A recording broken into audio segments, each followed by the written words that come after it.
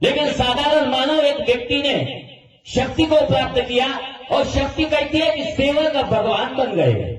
यदि व्यक्ति शक्ति को प्राप्त करके एक भगवान बन जाता है और भगवान कह रहा है, कोई व्यक्ति नहीं कह रहा, और ये सत्य अनुभव की बात बताने के बाद में आपको यदि विश्वास नहीं हो रहा है, आपके मन में यदि विकार है, तो भगवान से आप संबंधित बन नहीं सकते। इसलिए बाबा ने कहा है कि जो आत्मा है, यह शरीर है, ये आकार है, और ये आकार में ही विकार है। इस विकार को जब नष्ट करोगे तभी सत्य भगवान को प्राप्त कर पाओगे, अन्यथा नहीं। इसलिए अपने विचारों में शुद्धिकरण लाना बहुत नितांत गरज है। अपने विचारों में पवित्रता लाना नितांत गरज है। आज पर स्त्री के प्रति माता और सम्मान के साथ में देखने की जरूरत है। मानव के कर्तव्य के प्रति ईमान एतबार बाबा ने दिए हुए तत्व शुभ नियम के आधार से हमें कार्य करना है। यही भूमिका ईमानदारी से हमें करना है, किसी प्रकार की बेईमानी कहना नहीं है। बाबा ने कहा है कि ईमान यही भगवान है, ईमान गया तो भगवान गया। इसलिए ईमानदारी से मुझे जीवन में चलना है। यह अंतःकरण में, हृदय में अपने विश्वास के साथ में गांठ बांधनी है कि मुझे बाबा के दिए हुए तत्व शब्द नियम के आधार से जीवन में चलना है। इन आधार से मुझे जीवन में चलना है और मुझे ईमानदारी से इस परमात्मा के मार्ग के प्रति जो मेरी भूमिका है, जो बाबा ने मुझे आदेश दिया है, उस आदेश के तहत ही मुझे कार्य करना है। उन आदेशों को मुझे तोड़ना नहीं है। यह सर्वप्रथम सेवक की भूमिका है। सेवक कोई साधारण नहीं है।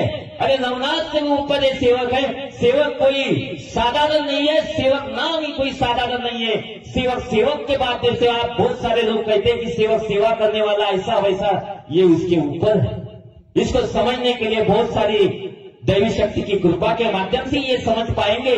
हमारे जीवन में हमें सारा अनुभव आने के बाद में हम जीवन में जिस सत्य ने हमें अनुभव दिया, हमारे जीवन में जो विचार थे, पूरी विचारधारा छोड़ने के बाद में जब वचन दिया, वचन देने के बाद में हमारे जीवन में जो है प्रकाश फैल गया। जो दुख थे उनका निवारण भगवान ने एक शब्द में किया। मार्गदर्शक ने कहा कि ऐसा जाके करो, और करने के बाद में आपको समाधान मिला। यह मार्गदर्शक ने किया क्या? कुछ भी नहीं किया। बाबा के आदेशों के प्रति कार्य करते हुए आपको सिर्फ शब्द दिया।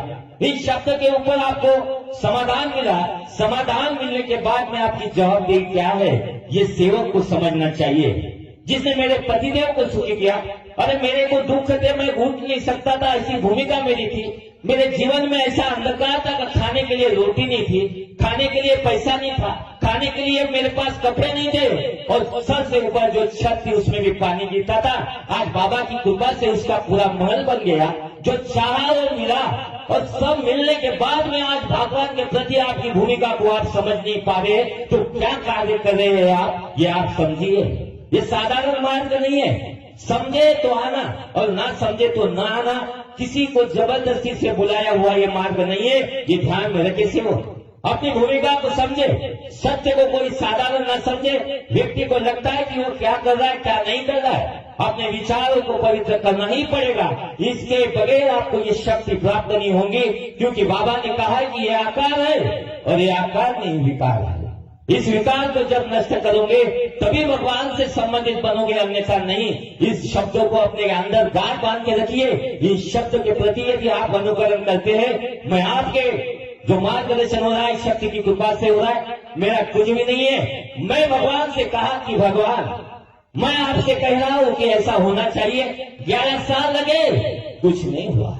भगवान ऐसा होना चाहिए। न चर्चा बैठक छोड़ी, भगवत कार्य में गया, लेकिन समाधान नहीं मिल रहा है, तो समस्या है कहा? तो भगवान तो जागृत है, भगवान तो शक्तिशाली है, और सृष्टि के विधाता को बाबा ने प्राप्त किया, और आर्थिक, सामाजिक, शारीरिक, मानसिक दुखों से सभी दुखों को मुक्त किया। यहाँ पे कोई भी सेवक नहीं ये कह सकता कि मेरे ये दुख दूर नहीं हुए। बाबा ने कहा है कि जिसके दुख दूर नहीं होते वो अपने कर्मों को डटोले, अपने विचारों को डटोले, तत्व शब्द नियम के आधार पे देखे कि मैं कहाँ गलत हूँ, कहाँ मैं सही हूँ, कहाँ मैं बुरा हूँ, कहाँ कैसे मेरे विचार है। इन विचारों के तहत हमें देखना है। 4 तत्व 3 शब्द 5 नियम का पैराग्राफ को याद रखिए। ये कोई साधारण नहीं है, और इसलिए कहता हूँ स्कूल में जाने के बाद में पहले है आधा गोल, फिर है पूरा गोल, और फिर 1 2 3 4, और 4 तत्व 3 शब्द 5 नियम। ये कोई साधारण नहीं है। इनको पाने के लिए आकार में से विकार को निकालना ही पड़ेगा। इसीलिए आपको भगवान से निवेदन करना चाहिए कि हे भगवान बाबा हनुमान जी, आप सृष्टि के विधाता हो, आप सृष्टि के विधाता हो भगवान। मैं मानव हूं, आपने मुझे जन्म दिया है, लेकिन इन तत्व शब्द नियम का पालन बाबा हनुमान जी मेरे तरफ से आप करवा दीजिए। ये मेरा निवेदन है भगवान। बाबा हनुमान जी, मेरा इच्छानुसार भोजन है कि इन तत्व शब्द नियम का पालन मेरे तरफ से कर लीजिए। मैं नहीं कर सकता, प्रयास कर सकता हूँ भगवान बाबा हनुमान जी, लेकिन आप इसको पूर्णता करने के स्वयं गुरु है। आप स्वयं इसके लिए मेरे बाबा हनुमान जी मुझे योग दीजिए। एक चित्त, एक लक्ष्य, एक भगवान। आज आप इस क्या चर्चा बैठक में हो, आपका मन, आपका चित्त, आपका लक्ष्य जगह पे है क्या, ये टटोलो। क्योंकि सेवक है उसका मन स्थिर है, सेवक है उसका मन स्थिर है, वो चित्त और लक्ष्य यही रखा हुआ है। यदि जिसका मन बाहर है, समझ जाना कि मैं कहीं तो भी कमजोर हूं, ये मान्य कर लेना, ये मान्य कर लेना। क्योंकि भगवान किसको क्षमा करते हैं? जो सेवक कहता है कि भगवान मैं मानव हूं, मेरे से गलती हो गई, बाबा हनुमान जी मुझे क्षमा करे। और क्षमा करने के बाद में आप मानते हो कि मेरे से गलती हुई, तभी भगवान आपको क्षमा करता है। उसी माध्यम से इस दैवी शक्ति को आप समझ लीजिए। सेवबांधव को समझना पड़ेगा ये जीवन में ये सत्य क्या है, भगवान क्या कह रहा है, मैं क्या कर रहा हूं, मेरी भूमिका क्या, मेरे कर्तव्य क्या। इस मानव जीवन में आया हूं तो मेरा कर्तव्य क्या है। तो मानव धर्म का यदि मैं सेवक हूं तो प्रचार और प्रसार और निष्काम कार्य निस्वार्थ भावना से और सत्य के प्रति जगाने के लिए मैं आया हूं, और भगवान ने मुझे जगाया है। ये कर्तव्य कर्म बाबा जुमदेव जी ने किए हैं, हम सबको जगा दिया है, अपने आप में जैसा बना दिया है। लेकिन हमारे अंदर में निस्वार्थ भाव नहीं, निष्काम भूमिका नहीं, सत्य के प्रति हमारी निष्ठा नहीं और असत्य के प्रति पूर्णतः समर्पण है। ऐसे व्यक्ति को इस दैवी शक्ति की कृपा कभी जीवन में प्राप्त नहीं हो सकती। और ऐसे बहुत सारे लोग इस मार्ग में है। मान लीजिए, सत्य भूमिका को समझे, अपने कर्तव्य को समझे, पति के प्रति पत्नी की पूरी समर्पण भाव हो, पति के बिना कोई पुरुष मेरा नहीं, इस भाव के तहत ईमानदारी से कार्य करना, यह आप सेवकों की जिम्मेदारी है। वैसे ही सेवकों की जिम्मेदारी वही है कि एक पत्नी और एक वचनी, उसके माध्यम से जीवन में चलना है। इस भूमिका को जो अंतःकरण से, मन से, हृदय से, पवित्र भाव से, इस पूरे संकल्प को, इस पूरे दिए हुए वचनों को जो व्यक्ति महत्व, जो सेविका, सेवक, बाल गोपाल इस निर्धार के तहत इस परमात्मा को निवेदन करेगा, ये दैवी शक्ति जागृत है। आपके शब्दों पे कार्य होंगे या नहीं होंगे,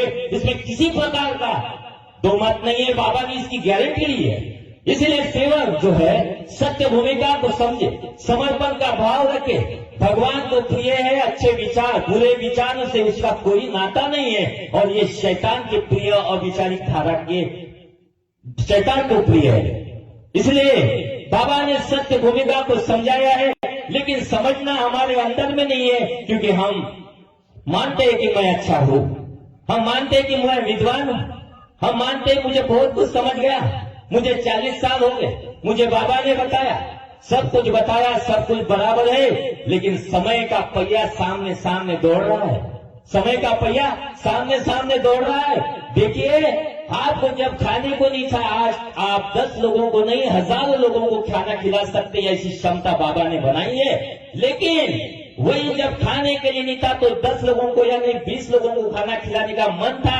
आज देखो वही मन हजारों लोगों को खाना खिलाने की क्षमता होने के बाद में भी आप 2 लोगों को खाना खिलाने के लिए ऐसा करते हो। अरे हट, काय को आए ये खाना खिलाने, अरे काय को आए हमारे घर में, इनके लिए नाश्ता बनाना पड़ेगा। कहाँ गए हमारे विचार, हम कहाँ फंस रहे हैं? अरे हम कौन सी दलदल में फंस रहे हैं? और जिस दलदल में फंसने के बाद में हमारे जीवन में क्या मिलने वाला है, यदि आप थोड़ा ध्यान रखिए।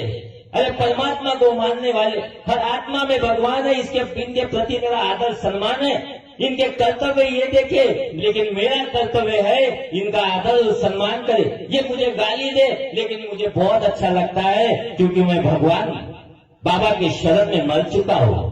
बाबा को एक कार्यक्रम में एक व्यक्ति ने दारू पी के बहुत गालियां दी है।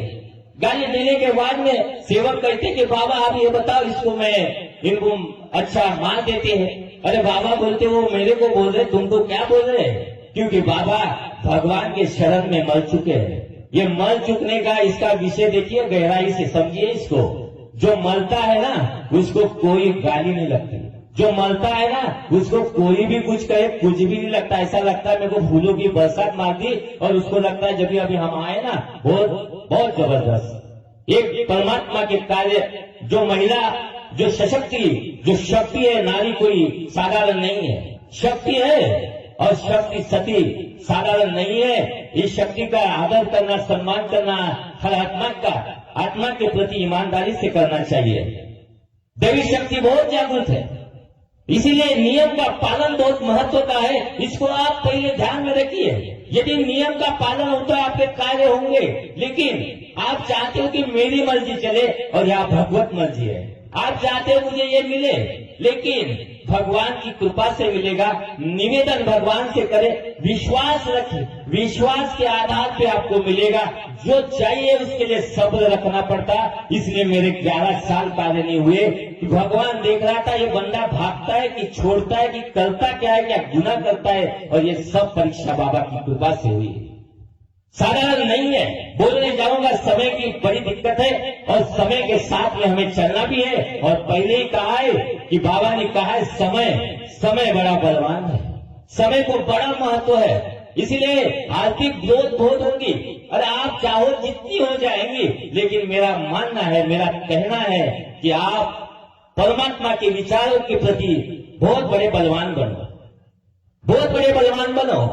शक्ति के प्रति ईमानदार बनो, शक्ति के प्रति ईमानदार बनो, भक्ति के प्रति भी ईमानदार बनो। भक्ति नहीं है लेकिन विचारों का मार्ग है, लेकिन शब्द आएंगे तो विचारों का मार्ग है, विचारों के साथ में जियो, विचारों का मार्ग है, विचारों के साथ में जियो। और जो वचन देते हो उसकी पूर्तता करने का प्रयास करो और भगवान से निवेदन करो कि भगवान ये आप बढ़ाइए, बाबा हनुमान जी आप बढ़ाइए। और इसीलिए मार्गदर्शक लोग कहते हैं, बाबा ने भी कहा है कि भगवान को सामने रख के कार्य करे, भगवान को सामने रख के कार्य करे।